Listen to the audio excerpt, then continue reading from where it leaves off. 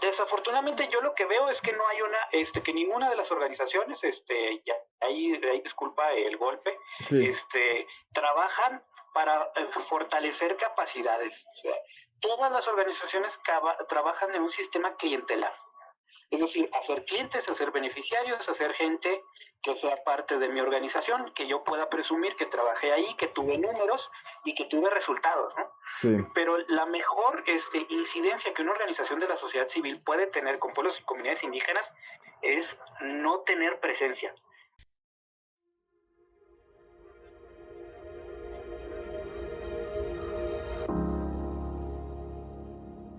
Cuira, nosotros somos Pies de la Tierra, una asociación civil sin fines de lucro que trabaja junto con comunidades de la Sierra Tarahumara en Chihuahua, México, para mejorar las condiciones de vida en sus territorios y de sus bienes naturales, y de esta manera contribuir a tener un planeta con riqueza en biodiversidad y culturas, ya que creemos que entre más bioculturalidad haya, más resilientes seremos como humanidad. En este podcast invitamos a seres humanos que por sus hechos, más que por sus palabras, son los pies de la tierra.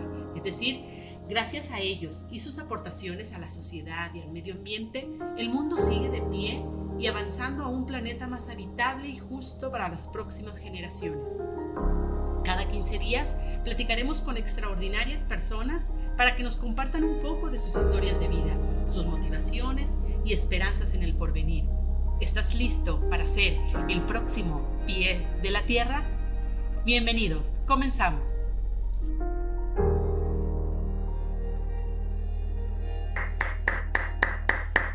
Cuira, buenos días, buenas tardes, buenas noches a todos los que nos escuchan en este sexto episodio del podcast 1, 2, 3. de Pies de la Tierra. ¿Listo para empezar el show? Muy bien, aquí ya estamos con el invitado.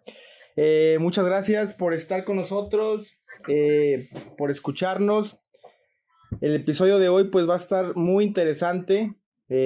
Traemos un tema pues que puede ser controversial para muchas personas, que sobre todo las que trabajan en el sector social, en la parte de asociaciones civiles. En los primeros episodios pues les traíamos siempre una introducción con datos duros del tema que íbamos a hablar, y eso es muy importante siempre como para también saber en la realidad en la que estamos parados. Pero el día de hoy, en vez de traer datos duros, traemos preguntas, como preguntas para cuestionarnos muchísimas cosas, sobre todo los que estamos en el tercer sector, en el sector de las asociaciones civiles. Y pues para tratar de entender y responder estas preguntas traemos a una persona que ahorita les voy a presentar. Muy importante, muy interesante, una de las mentes más frescas que se han escuchado últimamente aquí en Chihuahua. Entonces, pues sin más, empezamos con este episodio muy contentos, que pues yo le puse de título, como para enmarcarlo un poco, el rol de las asociaciones civiles en la Sierra Tarahumara. Entonces, pues muchas veces uno da por hecho que hay asociaciones y que trabajan en diferentes partes, ¿no? Que trabajan en favor de los migrantes, en favor de los desposeídos, o en este caso, la mayoría que trabaja en la Sierra Tarahumara, pues para las comunidades indígenas. Pero a veces no nos cuestionamos por qué hacemos lo que hacemos como asociaciones. ¿Será porque de plano reemplazamos un hueco que no puede cubrir el gobierno y el Estado? ¿Será que es necesario nuestro rol dentro de esas comunidades o dentro de esos territorios? ¿Alguna vez nos hemos preguntado si una persona que no es indígena puede apoyar o colaborar en mejorar la situación de comunidades indígenas? ¿Es posible? ¿Se puede?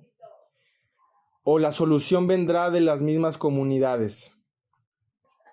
Y para esto también me surgen más preguntas en esta labor que ya llevo haciendo por algunos años. Y es preguntarme también, ¿qué es ser indígena? ¿Qué es ser mestizo?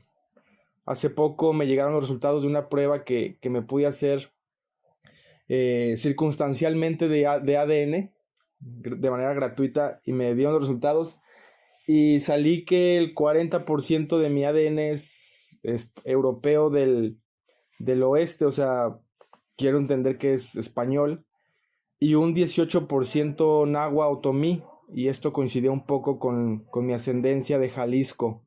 Mis papás son de un pueblo que se llama Tapalpa y Sayula, entonces sí tenía cierta veracidad. Y después salían en menor porcentaje otros porcentajes de ADN como africano y judío y otros, ¿no? Pero los más importantes eran esos, en 42% español y 18% náhuatl otomí. Entonces, ¿qué es ser indígena? ¿Qué es ser mestizo? ¿Es válido ayudar a estas comunidades o colaborar con ellas? También me quedo pensando, ¿existen los indígenas ricos? ¿Puede haber indígenas ricos? No lo sé. ¿Podemos cuestionar a las comunidades indígenas nosotros como sociedad mestiza? ¿Podemos? ¿Debemos? ¿O la solución sería hacer una reserva y que ellos vivan como quieran sin que interfiera el sistema mestizo en ninguno de sus aspectos? ¿Es necesario que haya ONGs que ayuden a las comunidades indígenas? ¿Sí? ¿No? ¿Por qué? ¿Cualquier solución que venga del sistema mestizo estará mal por tratar de ayudar a las comunidades? ¿Ya tiene un mal de origen? En caso particular de Chihuahua, ¿el Estado va atrasado con respecto al diálogo horizontal con comunidades indígenas con respecto a todo el país? ¿Es necesario un diálogo?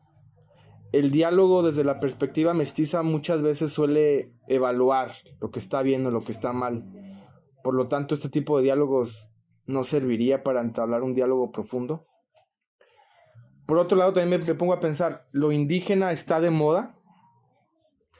De acuerdo a la misma concepción que tiene un filósofo español que vivió aquí en México, Luis Villoro, que definió como que los movimientos indigenistas en tres etapas. ¿Habrá un cuarto momento? Y si habrá un cuarto momento, ¿cómo será? ¿Regresaremos al inicio? ¿O será un cuarto momento totalmente distinto a los otros tres? Y ya para finalizar estas preguntas que me vienen a la cabeza, recuerdo mucho a varios científicos estilo Carl Sagan y otros, un japonés que ahorita se me olvidó su nombre, que hablan mucho de esto, ¿no? Que ellos tienen como una visión más global y como que definen las civilizaciones planetarias en etapas, ¿no? Y siempre que hablan que estamos en etapa cero porque no hemos podido controlar la energía y no sé qué tanto, pero siempre hablan con este paradigma de que si avanzamos a siguientes etapas más avanzadas de civilización, dan a entender como que sería una civilización completamente mestiza, completamente globalizada. Casi nos ponen como si todos habláramos un solo idioma nada más, como que ya es una sola cultura, como que ya no hay diferencias, como que ya no existen las raíces. Entonces no sé si ese es el único futuro que podemos ver, que podemos vislumbrar. Sobre todo en películas de Hollywood, ¿no? Que a veces se pone uno a pensar o te plantean que se acaba el mundo, pero en esos últimos momentos del mundo, en esa película, pareciera que el sistema que vimos, ese llegaría hasta el final, o sea, que el capitalismo, que la manera en cómo hemos estado organizándonos, pues no va a terminar hasta que el mundo se acabe, pero nunca se plantean alternativas, y todo ese tipo de cosas, pues siempre las relaciono yo con el trabajo que hago de colaborar con comunidades indígenas. Y bueno, pues todo este choro mareador es como un preámbulo para también presentar a nuestro invitado del día de hoy, Carlos Alejandro Ordóñez Villegas. Bienvenido, Carlos, ¿cómo estás? Muy bien, ¿y tú? Pues aquí muy encantado de que me hayas invitado aquí a tu podcast. No, muchas gracias a ti por darte el tiempo.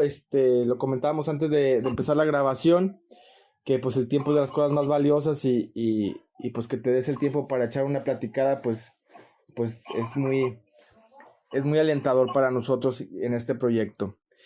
Sí, fíjate que estoy muy contento que las nuevas formas de comunicarnos nos ha permitido, y en mi caso me permiten poder dialogar más, ¿no?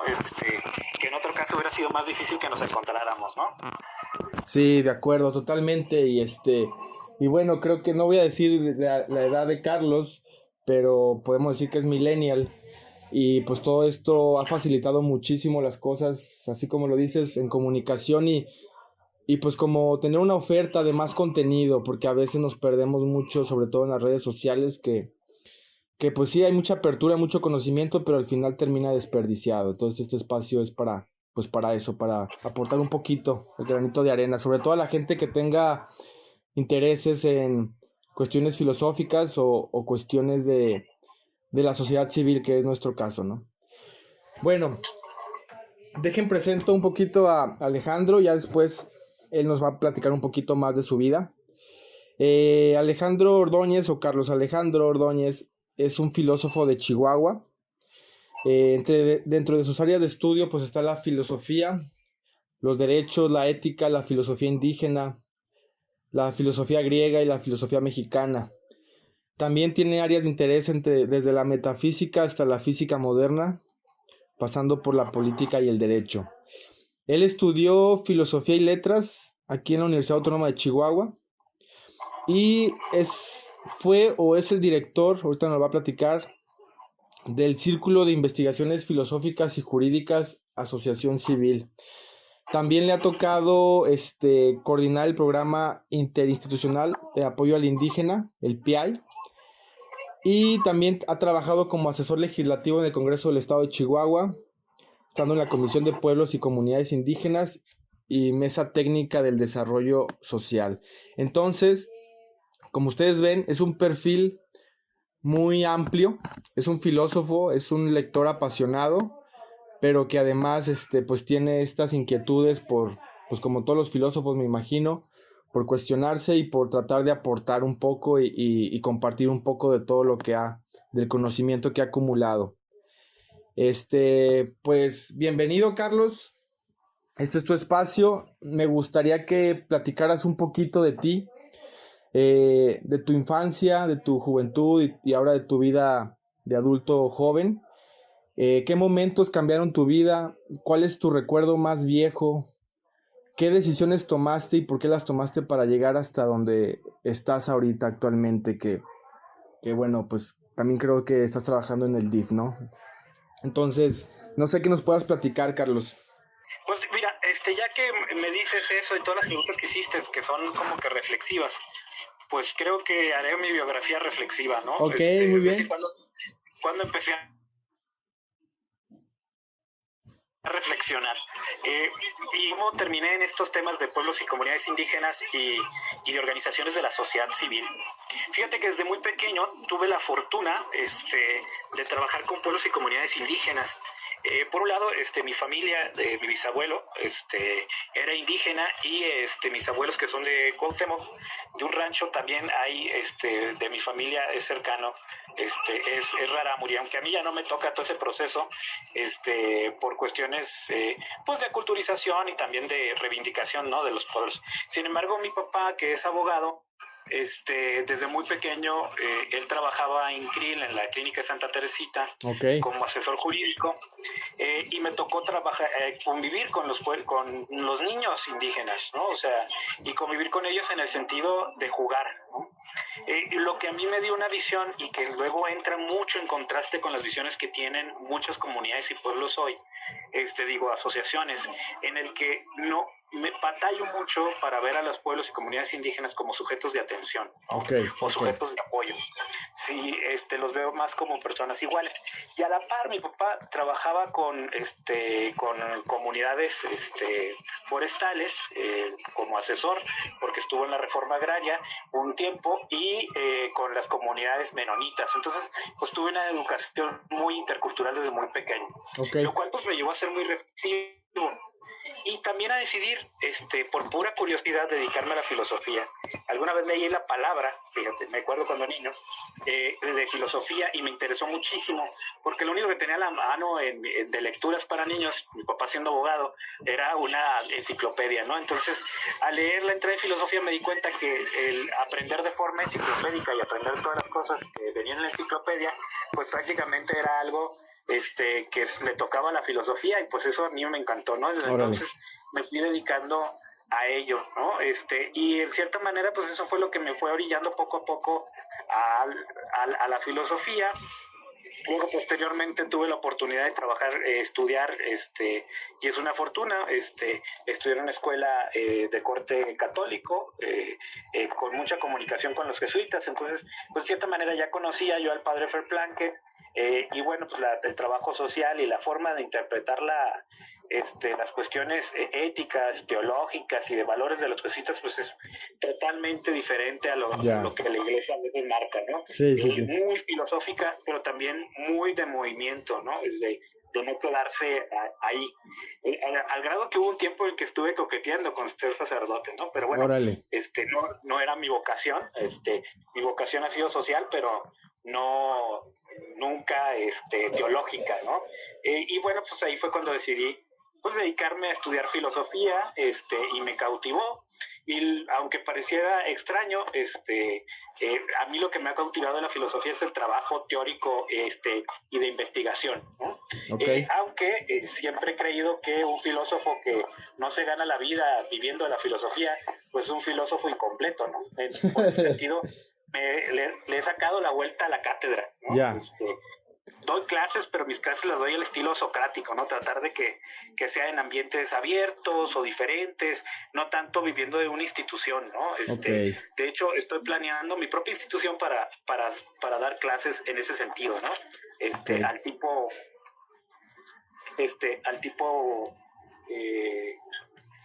platónico, ¿no? Que el propio Platón tenía su propia academia. Sí. ¿No? Sí. Y bueno, pues ahí fue que entré yo a la Facultad de Filosofía y Letras, que es de corte extremadamente, bueno, al menos la licenciatura que a mí me tocó, positivista lógica, basada a la razón, a la ciencia, ahorita que mencionabas a Carl Sagan, ¿no? Sí. Pues es el ideal de la materia, y de la filosofía que yo estudié, ¿no? Okay.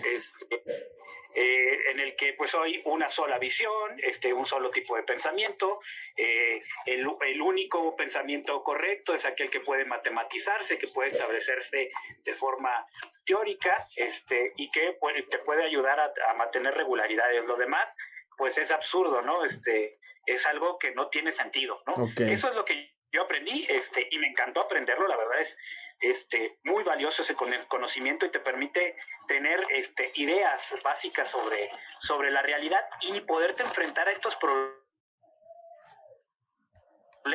con una mayor crítica, ¿no? Porque lo que he visto de las organizaciones de la sociedad civil es que luego somos muy condescendientes con nosotros mismos, ¿no? Okay. Y eso se debe porque uno las crea, ¿no? Ya estando yo en la Facultad de Filosofía y Letras, me dediqué a las cuestiones prácticas, tuve la oportunidad de entrar a un foro.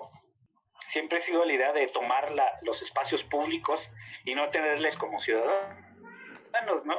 Generalmente, o si está involucrado con el partido, pero rara vez va porque es su derecho, ¿no? O sea, no nos vemos como personas que tienen derecho a que los partidos políticos hablen con nosotros, ¿no? Ya.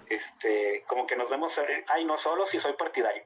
Y en ese momento, cuando era estudiante, el Partido de la Revolución Democrática y el Partido del Trabajo iniciaron un proceso de consulta de la Ley de Juventud. Okay. Invitaron a gente de la Facultad de Filosofía y Letras y todo el mundo dijo que no. Y el único raro que dijo que sí fui yo, y me organicé con varios compañeros para que fuéramos, ¿no? Y obviamente que esa ley estaba mal escrita, tenía errores de ortografía, tenía errores de argumentación, algunos jurídicos, y hasta de presupuesto. Realmente paramos esa ley en ese foro por la cantidad de argumentos, ¿no? Y ahí unos compañeros que ya eran asesores en el Congreso me invitaron posteriormente a que hiciera mi servicio social. Okay. Ahí en el Congreso del Estado, y entré a hacer el servicio social.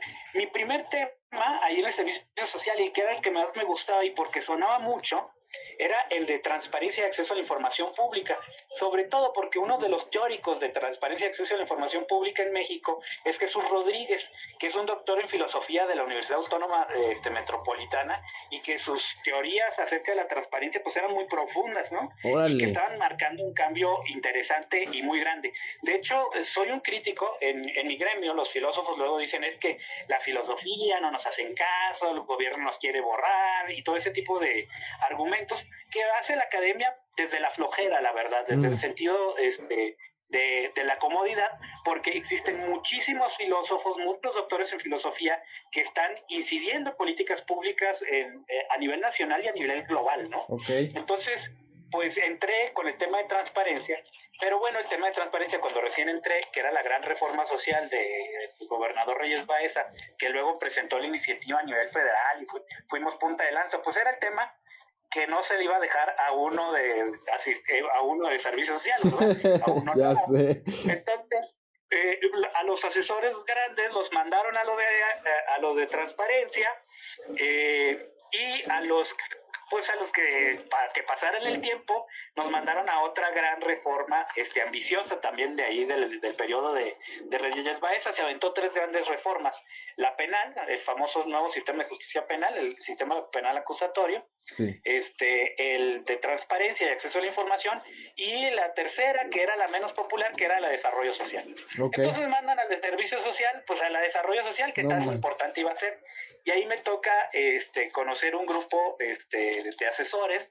Hicimos un equipo muy interesante, un abogado, el licenciado Abelardo Venegas, un economista, y hoy muy buen amigo mío también, Armando Sepúlveda, y un servidor, ¿no? Y ambos viendo la manera de entablar nuevos teorías de cambio, ¿no? Aquí entro en un gran golpe existencial, ¿no? Okay. Porque había entrado a la Facultad de Filosofía y Letras y aprendido lógica y matemática. Sí. Pero luego mi sentido social pues tenía que llenarse con algo, ¿no? Y pues venía un poco del pensamiento católico, doctrina social de la iglesia, jesuita, que a veces coqueteaba mucho con el marxismo. Pues hasta la fecha soy marxólogo, me encanta el pensamiento de Karl Marx, me da mucha visión, me da mucha pasión. Sin embargo, pues no lo tomo ya tan en serio, ¿no? Okay. Porque si bien su teoría es muy importante y cambia la historia, ¿no? A los tiempos actuales ya hay muchas categorías que él utiliza que quedó realmente obsoleto. a veces las tenemos más como por calzador que por realmente lo que es, ¿no? Sí. Entonces, empezamos ahí en el estudio, pues me veo obligado para cuestiones de desarrollo social, pues conocer más de economía. Conozco a un economista no occidental, que es Amartya Sen, Sí. con su teoría del desarrollo y libertad, ¿no? Buenísimo. Con estos datos y geniales, ¿no? O sea, es para darse cuenta de cosas muy importantes, ¿no? Sí. Que en una democracia no ha habido hambrunas, en otros sistemas de gobierno sí. Entonces es así como que te cambia la visión. Sí. Y entra también a la escena pensadoras, ¿no? Okay. Una pensadora como Martha Nussbaum, que también tiene el diseño del enfoque de capacidades. De ahí, de la reforma social integral, pues empiezo a estudiar todos estos temas. Y bueno, uno de los temas más importantes y que más debate nos llevó es que para que pueda haber desarrollo social tiene que haber el cumplimiento de los derechos sociales. Okay. ¿Sí? Y hay ciertos principios. Y bueno, en el primer lugar donde se impacta en la legislación ya real, porque a nivel constitucional lo estuvo en el artículo 4, en el artículo 8, 9 y 10 de la Constitución local, y después en el segundo constitucional federal de la libre determinación de los pueblos indígenas. El primer documento normativo y legislativo que incluye y reconoce la libre determinación es la Ley General de Desarrollo Social y posteriormente la local. Entonces entramos en un debate muy interesante, y en ese momento viene llevando la Ley de Derechos Indígenas, la Ley Indígena se llamaba en ese tiempo, pues 20 años, ¿no? Imagínate, yo crecí, entré a trabajar ahí al Congreso ya a los 21 años, sí. Y yo crecí viendo cómo no salía la ley, ¿no? Ya. Entonces empezamos a trabajar la Ley de Desarrollo Social y Humano, metemos el concepto de autonomía de los pueblos y comunidades indígenas, que es era el más avanzado para su momento, sí. En el 2007, pero algo que tiene esa reforma y que es muy difícil, hoy me pongo a pensar que si bien le dimos mucha sistematicidad, a lo mejor no era tan bueno que fuera tan sistemático. Sí. Todas las leyes están engarzadas a la Ley de Desarrollo Social. Okay. Entonces de ahí sacamos la Ley de Asistencia, que también incluimos la visión de los pueblos y comunidades indígenas, la de juventudes, niñas y adolescentes. Y algo que marcamos mucho y que va con esta idea biografía reflexiva que planteabas, era que al final de cuentas los pueblos indígenas no son beneficiarios de nada y no son sujetos de atención de nadie. Los pueblos indígenas y las personas indígenas en todo caso son personas sujetas de derecho. Sí. O sea, tienen ciertos derechos que si no los están ejerciendo debería darnos vergüenza, ¿no? Sí. Uno, a nosotros, porque si no lo estamos ejerciendo es que no lo estamos permitiéndolos ejercer. ¿Por qué? Porque los derechos humanos, especialmente los derechos sociales, se ejercen por el solo hecho de existir. Ya, sí. O sea, si hay una limitación, gran parte es que hay alguien que te está limitando. O sea, participar, si no participas es porque hay alguien que te está limitando, Okay. ¿no? Hay casos muy extremos o muy particulares que son la minoría. Alguien decide no participar, pero realmente nuestra pulsión humana es a la participación, nuestra pulsión humana es al desarrollo, ¿no? Oye, y ahí no existe, en eso que comentas, no existe como que la omisión, el pecado por omisión. ¿Tú crees que todo debe de fluir por parte del sistema y si no es culpa del mismo sistema? ¿O crees que sí haya parte a veces de desconocimiento o omisión? Pues fíjate, el tema de los derechos indígenas y de los derechos humanos es que la omisión siempre va a estar de parte del sistema gubernamental, ¿no? Sí. O sea, porque el papel que tiene el Estado no solo es de dejar hacer, es también de informar qué puedes hacer, ¿no? Okay. Porque pues de nada sirve que tengas los derechos y no te los digan, ¿no? O que los tengan escondidos. Y aquí va de la mano de la otra gran reforma, ¿no? La transparencia y acceso a la información. La información está ahí, pero pues tienes que ser transparente, accesible, sí, adecuada en el idioma de quien la está manejando, ¿no? Si no, pues es discurso, ¿no?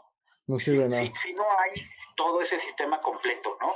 Y ese sistema completo, pues es al final de cuentas el propio gobierno, ¿no? Porque es el que tiene la responsabilidad mayor, ¿no? No lo tienen las personas no tienen responsables, no son sujetas de obligaciones. En el sistema jurídico tradicional es a cada derecho una obligación, ¿no? Okay. En el sistema de derechos humanos a cada derecho hay una obligación, sí, pero la obligación no es de la persona, la obligación es del Estado, ¿no? Yeah. Si yo tengo derecho a educarme, ok, el Estado está obligado a darme los medios para que me pueda educar. Ok, y ahí por ejemplo en las partes donde... Y darme los medios completos, o sea, yo poder decidir. Sí, ahí te iba a interrumpir, te decía, ¿sí? Ahí cuando hace falta el cumplimiento de los derechos, ¿se puede hablar de incapacidad del gobierno o de malicia y mala leche? ¿Cómo ves tú eso? ¿O las dos? Pues yo llamo, sí puede haber de las dos, pero la mayor parte es incompetencia. Ok, incompetencia. O sea, falta conocimientos, ¿no? Y todo lo queremos resolver con dinero, ¿no? Sí, o sea, queremos consultar a los pueblos indígenas, necesitamos dinero. O sea, para todo quieren dinero, ¿no? Sí. Es un argumento que siempre me han dicho para los procesos de consulta, ¿no? No se consulta porque no hay dinero. O no consultamos completamente porque no hay dinero. Y más bien, y ya lo ha dicho la Corte Interamericana de Derechos Humanos, ¿no? O sea, lo que hace falta no es dinero, sino imaginación. Ya. Sí. Ok. Y bueno, en ese sentido ahí es cuando cómo termino yo con la Ley de Derechos de los Pueblos y Comunidades Indígenas, ¿no? Un reto muy enorme, porque propuse en su momento que fuera una reforma constitucional y posteriormente a la reforma constitucional la Ley de Derechos de los Pueblos Indígenas. Y logramos hacer, modestia aparte, hasta ahorita la única consulta completa. Y fíjate, es algo que luego me cae, o me entristece un poco lo que es la doble moral que luego llegamos a manejar, ¿no? Sí. Cuando estamos en el gobierno y cuando dejamos de estar en el gobierno, ¿no? Y yo todo este tiempo he sido funcionario público y muy institucional en ese sentido. En su momento, yo hasta la fecha, yo soy el primer detractor del proceso de consulta de la reforma constitucional y la Ley de Derechos de los Pueblos y Comunidades Indígenas, porque en muchas comunidades, por la situación social que vivimos y que se vivía, porque no me tocó cualquier momento, sí, me tocó el momento más duro, ¿no? 2009, 2010, 2011, de estar en campo, pues no se lograba el proceso de libertad, ¿no? Yeah. O sea, en algunas de las comunidades pues no llegamos a consultarlos en un espacio de libertad, no porque nosotros los coaccionáramos, sino que el ambiente social en el que les estaba no les daba a ellos la libertad y la confianza de hablar, ¿no? De hablar, exacto. Una comunidad que estaba registrada en la que nadie hablaba un idioma, ¿no? Indígena, todos hablaban por el miedo, ¿no? Que había.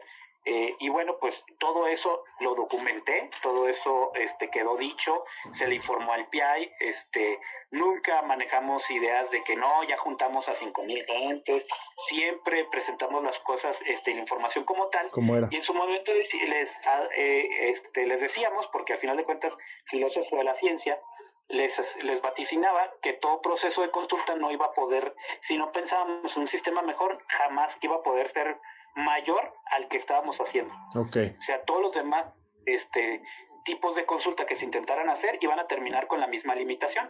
Y de hecho, cuando se presentaron los resultados que se presentó Coepi de consulta, en esta última consulta que hicieron, de hecho ellos alcanzaron menos gente y se acercaron a menos comunidades. O sea, al final de cuentas, incluso con el proceso de innovación que ellos manejaban, que la innovación la tienen en el tipo de reunión, pero no en el tipo de acercamiento, pues se lograron los mismos números, ¿no? Y eso es algo, pues interesante observar, ¿no? De los retos que tenemos para establecer una comunicación, con los pueblos y comunidades indígenas. Okay, y bueno, pues desde entonces, a la par, pues yo fundé el Círculo de Investigaciones Filosóficas y Jurídicas, sigo siendo el representante legal. Hemos estado algo dormiditos porque tuvimos mucho trabajo, pero ya estamos despertando de nuevo. Es una asociación civil, ¿verdad? Sí, es una asociación civil dedicada a la investigación científica y filosófica, sin fines de lucro y su objetivo es no recibir recursos gubernamentales. O sea, es totalmente civil. Ya. Órale, qué interesante. Sí. Y... Sí, sí, dime. Y de ahí pues hemos tenido la oportunidad, por ejemplo, 2 de los miembros, Chihuahua tiene muchos filósofos en la facultad, pero solo 4 personas hemos logrado ir a un congreso mundial de filosofía y codearnos con la crema y nata. Con la crema y nata, ¿no? Como Habermas y demás. Y bueno, 2 de los miembros del círculo fueron, y un miembro honorario, fuimos al congreso en Atenas, de hecho. Órale. Sí, lo vimos que tenías también parte de tu currículum de que fuiste por allá. No, hombre, qué interesante, sí. Carlos. Qué interesante todo lo que nos platicas. Pues antes de pasar al tema del indigenismo, sí tengo varias preguntas que hacerte de tu vida personal. Primero que nada, ¿cómo era la relación en tu familia y cómo veían en tu familia estos intereses que tenías tanto por la filosofía como por lo social que dices? ¿Cómo se manejó? ¿Cómo era el ambiente familiar en esa época? Bueno, pues mira, hijo de abogados, estás destinado a ser abogado, ¿eh? Ya sé. No es que sea opcional, ¿no? Y de hecho mi papá tuvo muchas resistencias y mi familia a ser filósofo. Hasta la fecha saben que me va bien y todo, pero no saben cómo le hago, ¿no? Sí. Y muchos piensan que a lo que me dedico es algo jurídico y no tiene nada que ver con filosofía. Y todo lo contrario, de hecho es más fácil que un filósofo se adapte y tenemos más herramientas para todo este proceso legislativo, normativo y teórico que un abogado, ¿no? O sea, de hecho los abogados llegan a aprender las herramientas, y las herramientas son filosofía del derecho, lógica, filosofía de la ciencia, filosofía de las ciencias sociales, hermenéutica. De hecho, yo llevo una materia que me dio el maestro Heriberto Ramírez, con el nombre exacto de multiculturalismo, tolerancia y multiculturalismo. En su momento era lo in, ¿no? Okay. El término, y a quien estudié fue a Villoro, o sea, y Villoro es uno de los grandes, Villoro y Stratenhagen eran uno de los grandes sobre las teorías, por un lado indigenistas, pero por otro lado sobre la autonomía y el derecho de los pueblos y comunidades indígenas, ¿no? Ya. Órale. Otra pregunta que tenía por ahí, bueno, pues relacionado con lo que estás diciendo, o sea, a lo mejor mucha gente que nos escuche tampoco no le cae mucho el 20, ya que siempre te imaginas un filósofo y pues es como que leyendo o pensando, pero como a la hora pues como en tu caso particular, que no creo que haya muchos, o bueno, ahorita me lo vas a decir, ¿cómo ha sido la parte de aterrizar las ideas en un aparato burocrático? Pues fíjate que es una mala costumbre. La filosofía tiene de tradición, de estudio, 2.700 años, ¿no? Sí. Y en 2.700 años estos últimos 100 años es lo que le llamaría yo los 100 años de la comodidad y la flojera filosófica, ¿no? Ok. Porque en estos años es donde los filósofos se han dedicado a dar clases, porque uno, a nivel humanidad, empezamos a tener preparatorias, se abrieron más espacios, se democratizó la educación y hay gente que necesita educar, ¿no? Ya. Pero antes sus funciones eran diferentes. Por ejemplo, no tenemos que irnos tan lejos. Jean-Paul Sartre y Simone de Beauvoir no viven de dar cátedra, viven de sus textos, de su literatura. Albert Camus de la misma manera. Luego nos podemos topar otros intelectuales de la época. Marx es periodista. O sea, la función de dar clase no es siempre la primera función, ¿no? Es otra. Aristóteles es médico y además es asesor político. Platón es asesor político también, y ya en su época de decepción política, ya mayor, se dedica a establecer una academia para educar a la gente en términos de una incidencia política. Okay. Solón y Tales de Mileto son ricos y se vuelven ricos pensando, ¿no? O sea, no se vuelven ricos por herencia, sino aplicando las teorías que van descubriendo a su vida cotidiana, lo hacen, ¿no? Pero a veces es mucho más fácil aprenderte de memoria los filósofos, los autores, las fechas, los libros, las citas. De hecho, es más sencillo que echarle a la imaginación y a la imaginación y decir cómo lo aplico, ¿no? Sí. O sea, es como si Marx se hubiera sentado, ¿no? Y hubiera dicho, bueno, doctoral, y dice, bueno, ¿cómo lo puedo aplicar? Esto sirve para el cambio. O sea, lo que Epicuro nos está diciendo es que podemos cambiar y que la historia y la sociedad no está determinada, sino que tiene ciertas normas que aún no descubrimos que podemos modificarlas, ¿no? Y él apuesta, ¿no? Y se trata de ser, en ese sentido, apostarle, ¿no? Sí. Marx le apostó en grande, parecía casi que le habían atinado y ¡pum! Pues bueno, las condiciones no fueron las idóneas, ¿no? Y aún así, pues no podemos descartar del todo muchas de sus teorías, ¿no? Por la agudeza, ¿no? Pero sobre todo, Kant decía una frase muy bella que me gusta, ¿no? Y que me gusta repetirle a la gente, ¿no? O sea, se trata de ser audaz, ¿no? Atreverse a saber, sapere aude. Y cuando uno toma la filosofía como pasión, ¿no? No como academia para explicarles, pues uno se da cuenta que es un deporte extremo, ¿no? En cualquier momento te puedes dar cuenta que te equivocaste, y ¡ay, qué vergüenza! Sí, totalmente de acuerdo. Órale, qué interesante. Últimas preguntas con respecto a esto que nos platicabas de tu vida, Carlos. Pues me imagino el tamaño de influencia que fue para ti de niño, pues conocer e interactuar con comunidades indígenas de acá de Chihuahua, ¿no? Además de tu herencia, de tu ascendencia, pues eso. Ahorita quiero que nos platiques un poquito qué tanto influyó para las decisiones que has tomado desde que eras niño. Y la segunda es relacionada a esto. Tú como niño, ¿qué pensabas? No eras un filósofo en esa época, no sabías qué ibas a hacer de tu vida, pero cuando veías estas comunidades y veías tu realidad, ¿qué reflexiones sacabas o qué pensabas cuando después convivías con tus amigos, yo creo que de la escuela, que me imagino eran diferentes? Pues bueno, yo soy moreno, ¿no? Entonces, y en una escuela privada, pues la mayoría, la pigmentocracia me tocó muy bien, ¿no? Y bueno, pues en mi familia la mayoría son huérfanos. Órale. Entonces, pues soy el único, ¿no? Entonces, pues de cierta manera, el saber qué es ser discriminado, ¿no? Okay. Pues es una cuestión fundamental, ¿no? Sentir, saber cómo te discriminan, y saber identificarlo es fundamental para trabajar con las comunidades, porque luego te das cuenta cuando tú estás discriminando, ¿no? Y eso es algo que me tocó vivir mucho, ¿no? Sobre todo porque en mi familia materna, sobre todo, ser indígena era un insulto, ¿no? Okay. O sea, el nombre del bisabuelo se perdió en la historia, ¿no? Órale, no manches.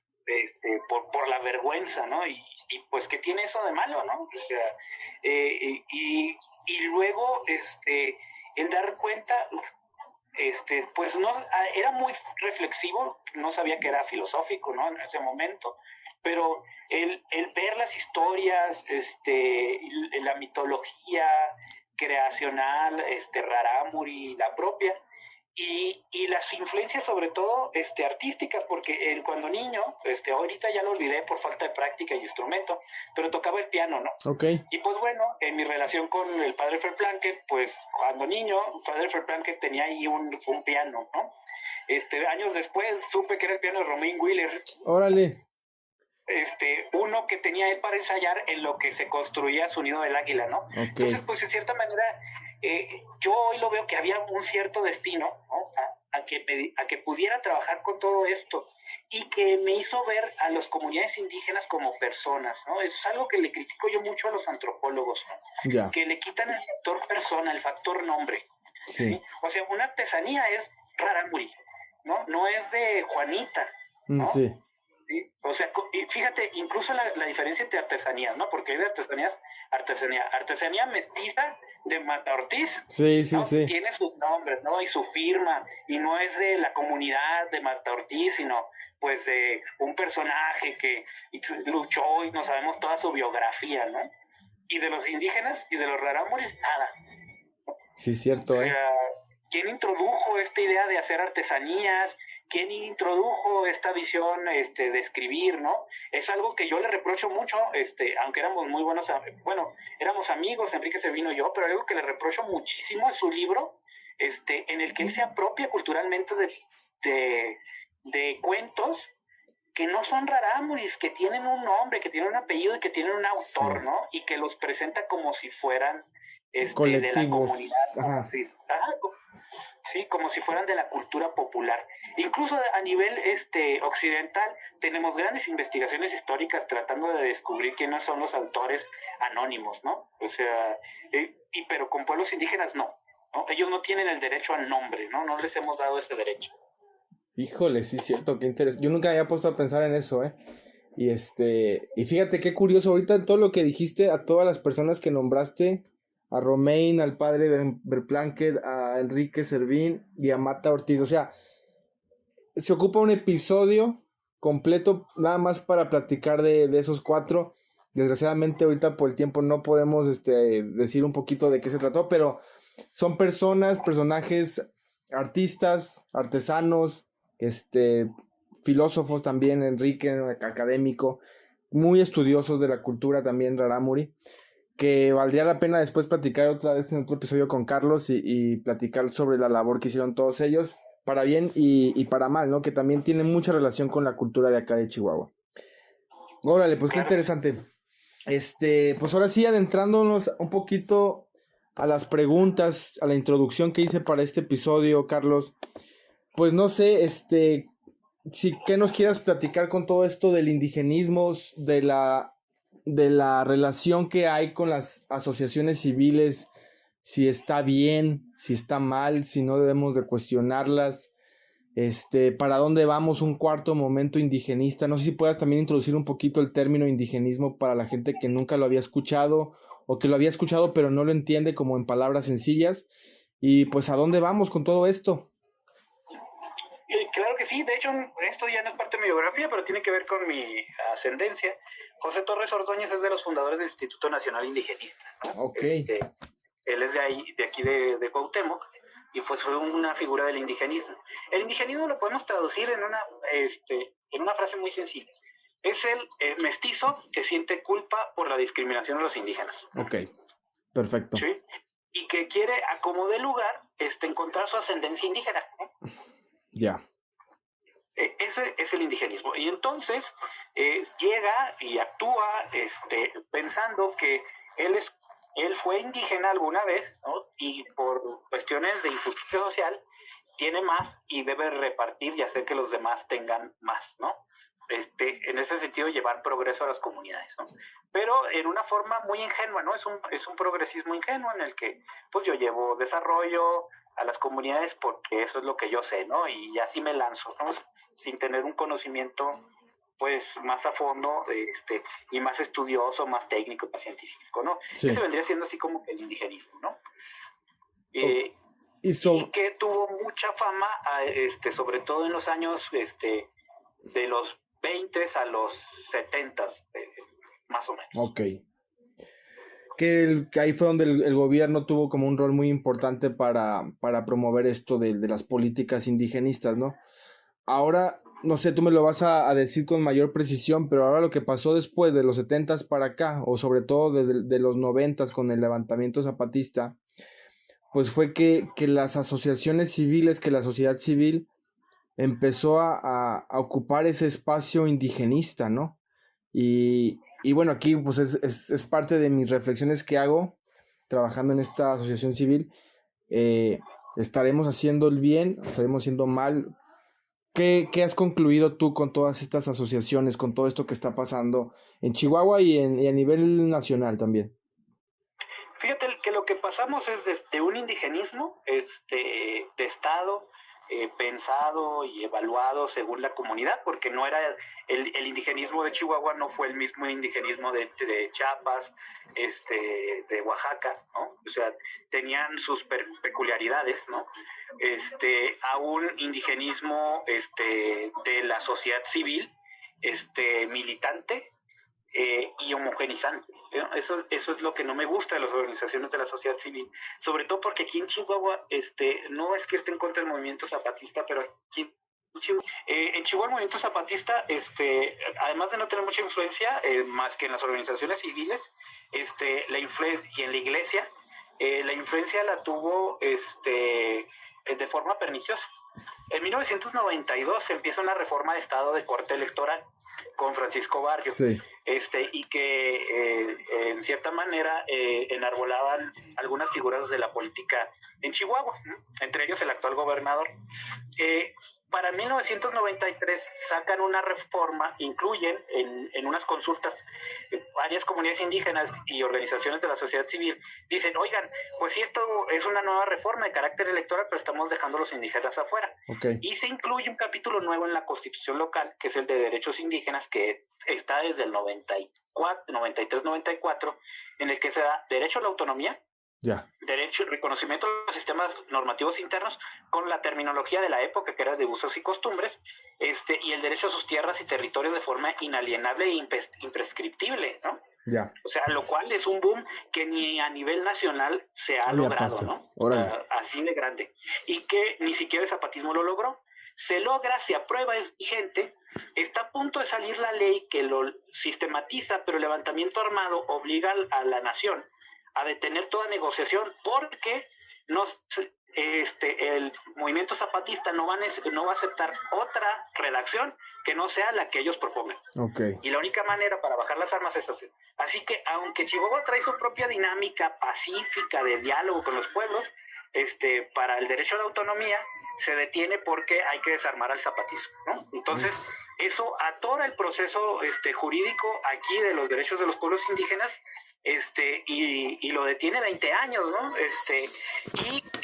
Además de detenerlo 20 años, empieza a haber una creación de muchas organizaciones de corte comunista y socialista, okay. Que coquetean con el zapatismo e intentan meter esa ideología que no es parte de la ideología de las comunidades rarámuris, ¿no? Okay.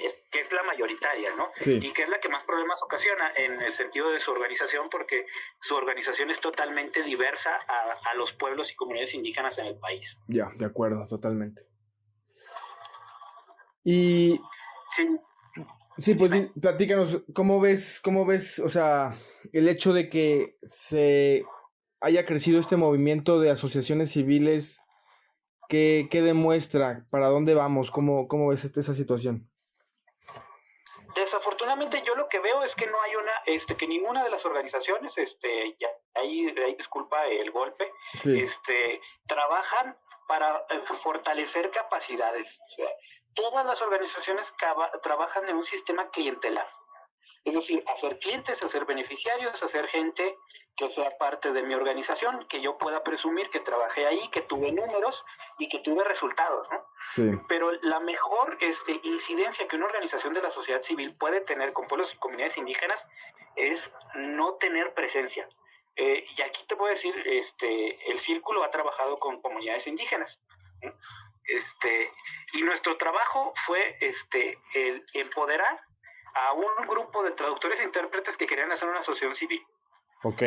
Los empoderamos, les enseñamos cómo se hacía, ¿sí? Les dijimos, en 2 años, olvídense de nosotros. De hecho, hasta nos dijeron, pues, que les caemos ¿Qué les mal, hicimos? los hicimos enojar, licenciados. ¿Por qué?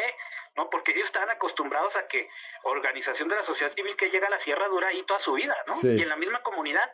Y llevan en la misma comunidad trabajando y creen que hacen logros, ¿no? O sea, llevas 20 años trabajando para desarrollar la comunidad así igual que cuando llegaste, ¿no? Sí. Entonces eso es así como que para reflexionar. Y pues bueno, la organización la dimos, la dejamos solita, ¿sí? No formamos parte de sus actas constitutivas, cosas que sí han hecho otras organizaciones civiles con las actas constitutivas de comunidades indígenas, ¿no? Sí. Y pues nos fuimos, ¿no? Y es muy bello porque cuando supimos de su trabajo nos invitaron a recibir un diploma de participación, cuando ya habían organizado un diplomado de traductores e intérpretes que gestionaron solitas, porque la mayoría son mujeres, con el tribunal judicial. Okay. En la época del gobierno del gobernador más nefasto que tuvimos, que no era así como que tan fácil negociar con él, ¿no? Y solitas. Y después bajaron $1 millón de pesos solas. Sí. Sí, lo único que hicimos fue dar ese acompañamiento, ¿no? Y bueno, pues es la de Lupita Pérez Holguín, Noshaban y Kuruka Anacupinirá, Yeah. y luego les hicieron un documental, tienen fotos con Diego Luna, ¿no? Yo en mi vida, me hubiera gustado eso, ¿no? Y es muy padre ver ese tipo de desarrollos, ¿no? Y, pues lo único que hicimos fue eso, ¿no? Y sí hay una forma diferente de organizarnos con ellas, Okay. de dejarlo ser y darnos cuenta que pues son seres humanos, o sea, que pueden, no Sí. nos necesitan. O sea, lo único que necesitan en todo caso es que les facilitemos el acceso, que les ayudemos a pelear contra la discriminación, porque el notario público, aunque fuimos con el notario público más abierto de ese momento y que en paz descanse, el licenciado Armando Acosta Herrera, perdón, Sí. pues de todos modos había resistencias, como que se va a llamar en nombre Rarámuri, como que van a ser puras mujeres, como que van a ser puras mujeres Rarámuris, pongan un mestizo.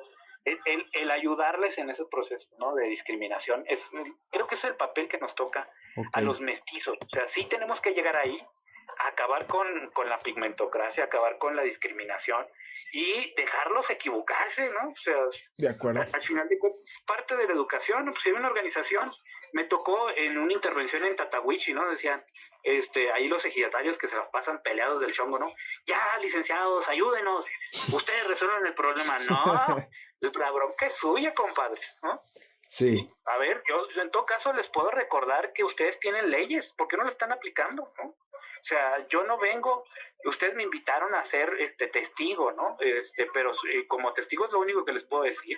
A ustedes les toca resolver. En ese momento se resolvió la bronca, ya no supe ¿Qué pasó? qué tanto duró, ¿no? Pero de tener un gobernador impuesto por una sociedad civil, otro gobernador impuesto por la iglesia y otro por el gobierno, a todos esos gobernadores legítimos reconocer la ley indígena y reponer el procedimiento, pues esos son pequeños logros que deberíamos hacer constantemente, Sí. ¿no?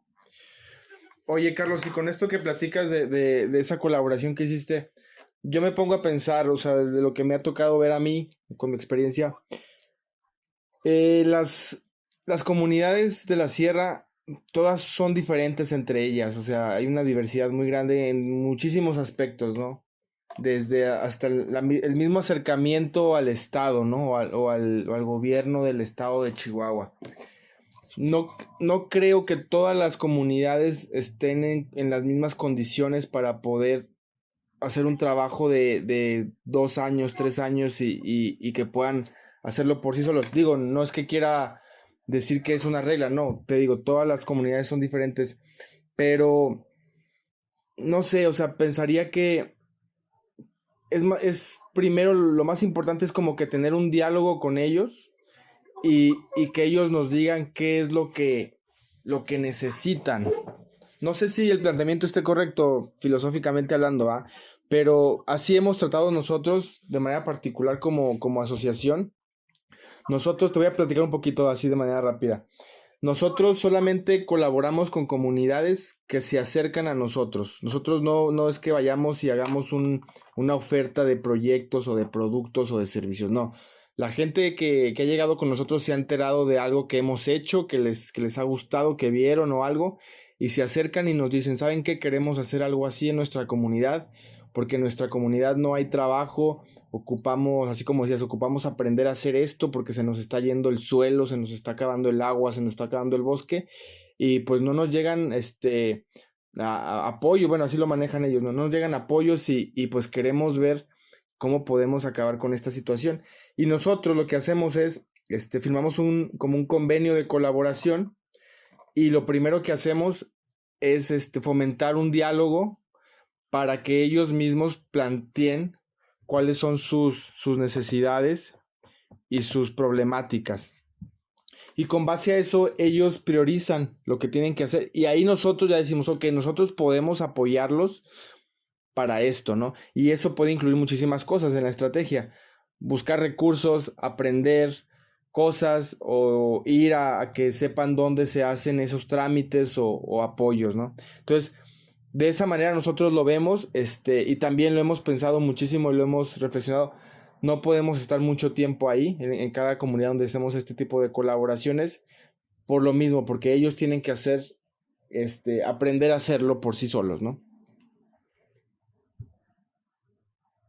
Pues básicamente es el enfoque que debería de ser, ¿no? O sea, que es un enfoque de capacidades, en el que, pues, uno busca la ayuda, ¿no? Y ahí ya estableces el primer nivel de capacidad, ¿no? Pero generalmente el mecanismo que tenemos es al revés, ¿no? El de yo llego y intervengo. De hecho, hasta le llamamos eso y tenemos metodologías, ¿no? Metodologías de intervención. ¿No? Así es. Y me da mucha gracia porque muchas organizaciones con tendencias políticas muy marcadas, sobre todo de izquierda, y que generalmente su tradición es anti-imperialista, ¿no? Luego manejan mucho la metodología de intervención, ¿no? Sí. Intervienen, llegan, modifican, cambian el entorno y lo cambian en base a lo que ellas necesitan o creen que las comunidades necesitan, ¿no? O sea, sí, lo que me hace a mí más fácil para trabajar con la comunidad y mantenerme ahí, o lo que me hace lo que yo creo que ellas necesitan, ¿no? Y eso es una parte fundamental. O sea, un diálogo solo empieza de quien necesita algo específicamente, una necesidad de comunicación hacia otra persona que puede estar dispuesta a escucharte, ¿no? Sí. Pero nunca puedes empezar un diálogo al revés, ¿no? Ajá. O sea, los diálogos que empezamos con las comunidades indígenas al revés es yo quiero conocerte, ¿no? Y eso sí, ya no es yo quiero intervenir, ¿no? Sino yo quiero saber de ti, yo quiero saber tu nombre, yo quiero conocerte como persona. Y ahí entonces el diálogo ya no es un diálogo con la comunidad.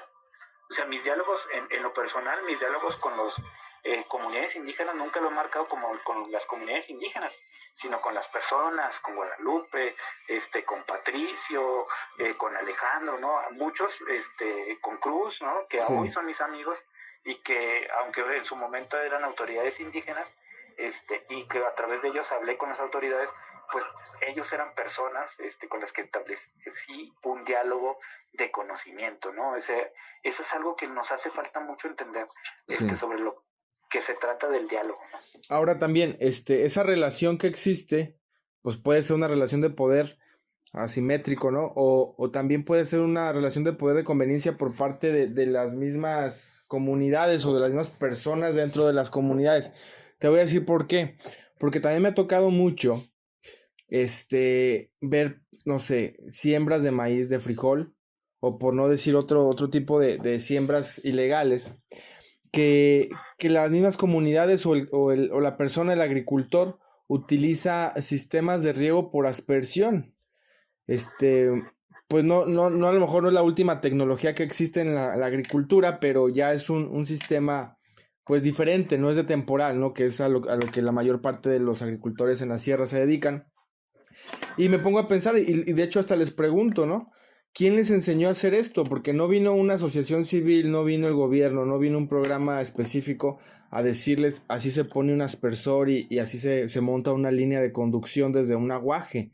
Entonces, ¿a qué voy con todo esto? Que cuando una comunidad o cuando una persona quiere aprender algo o quiere hacer algo, lo hace con o sin ayuda de nadie, ¿no? Y en ese sentido también quisiera concluir que si las comunidades no han intentado hacer un cambio es porque realmente no han querido, yo creo, ¿no? Pero bueno, esto también tiene muchas interpretaciones, ¿no? También lo podemos ver como una persona que es adicta a algo y hasta que no toca fondo cambia, ¿no? Y hay adictos que nunca tocan fondo y nunca cambian y se salen con la suya hasta el final de sus días. Entonces, todas estas reflexiones me traen con todo esto que vamos platicando, Carlos. ¿Tú cómo ves? Sí, pues de hecho, ahí lo acabas de decir, ¿no? O sea, quien te hace estar en la zona de confort y lo que te hace saber eso, no es a nivel comunitario. O sea, una comunidad nunca va a estar en una zona de confort. O sea, en la comunidad va a haber siempre gente que así como está bien, y hay gente que no, que va a querer cambiar, que quiere algo diferente, ¿no? Que tiene aspiraciones y sueños, y sobre eso se trabaja, ¿no? Y tener muy en claro eso, que nuestro trabajo no es comunitario de tipo nación, ¿no?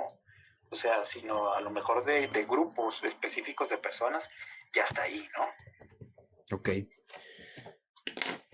Ya para ir cerrando también la plática, porque ya nos estamos extendiendo, ¿cómo ves el movimiento, los momentos indigenistas? ¿Crees que haya un cuarto movimiento, un momento, o crees que aquí como estamos vamos a durar mucho tiempo? ¿Cómo ves esta reflexión también que hacía sobre los científicos, que muchas veces su visión es como de un planeta globalizado, unificado, mestizo, con una sola lengua? ¿Crees que para allá vamos a ir? No, porque al final de cuentas los científicos saben de física, pero no saben de historia, ¿no? O sea, eso es lo Okay. Sí, o sea, la historia, aunque ha habido lenguas francas, ¿no? Como el latín, las lenguas romances y particulares, y las formas y acentos particulares del latín en cada región se veían, ¿no? Sí, o sea, puede haber una lengua franca, pero no una univocidad, eso es imposible. Sí. ¿Y hacia dónde ves los momentos indigenistas? ¿Crees que haya un cuarto momento? ¿Crees que en que estamos ahorita vamos a durar mucho tiempo? ¿Crees que va a haber una crisis o regresaremos al primer momento que vamos a querer separarnos, alejarnos de los indígenas? Pues más bien, tiene que ver mucho con la compasión. O sea, ahorita es muy crítico, ¿no? Porque esa era la intención, ¿no? Criticar el movimiento y salir de la zona de confort, pero al final de cuentas surge de sentimientos nobles como la compasión, ¿no? Que es un sentimiento humano, y que no nos enseñan a trabajarlo. O sea, la única educación que nos dan para manejar el sentimiento de compasión es el de la caridad del modelo cristiano, ¿no? Sí. Todavía no sabemos trabajar la compasión en términos más laicos, ¿no? La única propuesta que hay, de hecho, es la de Martha Nussbaum, en un libro que se llama Emociones Políticas, ¿no? Donde habla precisamente sobre la compasión. Ok.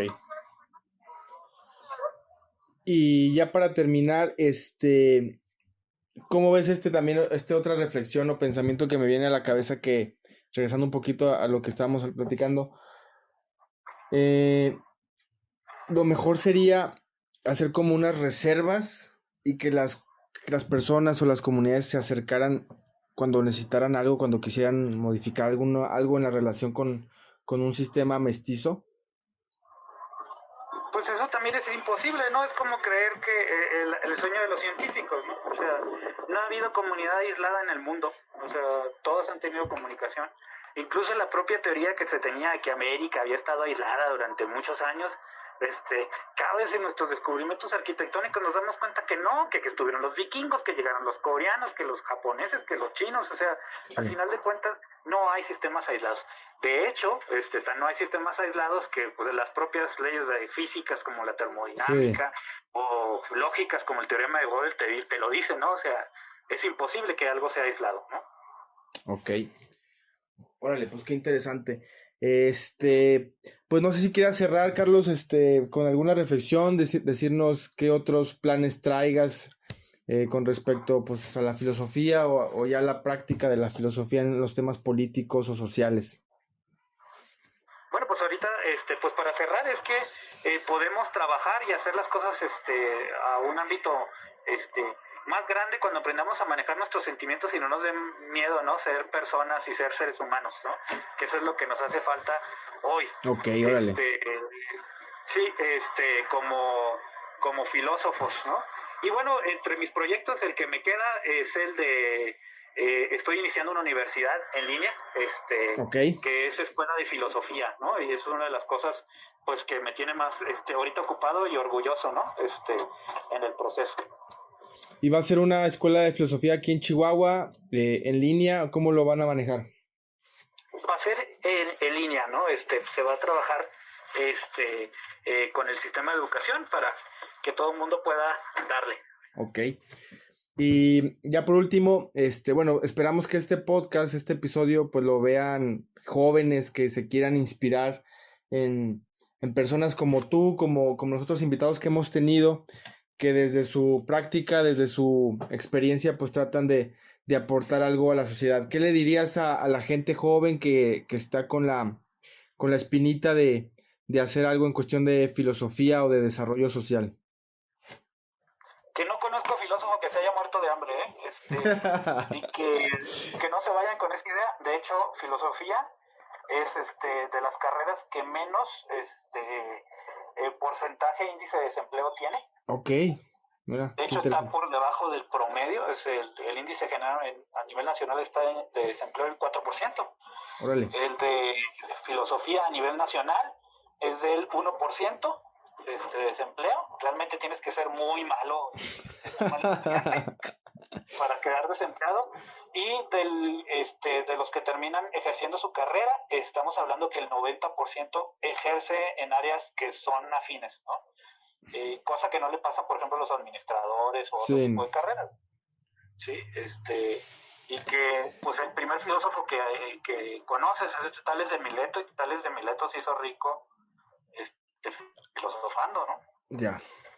Que luego eso es lo que más, en mi experiencia, miedo le da a los jóvenes, ¿no? Cuando están decidiendo su carrera, porque pues es la incertidumbre de lo que te vas a morir, ¿no? Cuando seas viejo. Sí.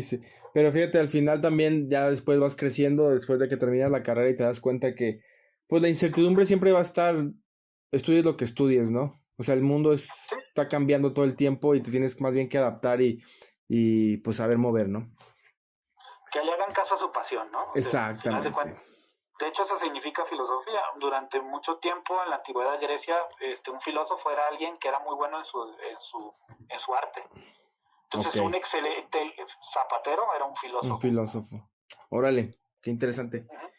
Pues muy bien, con esto cerramos el episodio. Muchísimas gracias, Carlos, por estar con nosotros.